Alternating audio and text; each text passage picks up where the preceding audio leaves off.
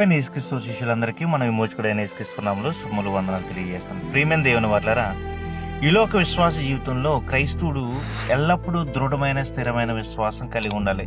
ఎన్ని కష్టాలు వచ్చినా కానీ, ఎన్ని శ్రమలు వచ్చినా కానీ విశ్వాస జీవితాన్ని, సేవా పరిచర్యని కొనసాగించేవాడుగా ఉండాలి.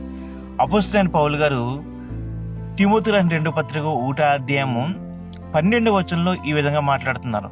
ఈ హేతు చేతను ఈ శ్రమలో అనుభవించుచున్నాను గాని నేను నమ్మిన వాడిని ఎరుగుదును గనక సిగ్గుపడను. నేను ఆయనకు అప్పగించిన దానిని రాబోచిన ఆ దినం వరకు ఆయన కాపాడగలడని రూఢిగా నమ్ముకొనుచున్నాను. ఇక్కడ అపోస్తలుడైన పౌలు గారు విశ్వాసం చూడగలిగితే గనక తన ప్రాణాత్మ శరీరములను దేవునికి సజీవంగా సమర్పించుకున్నాడు.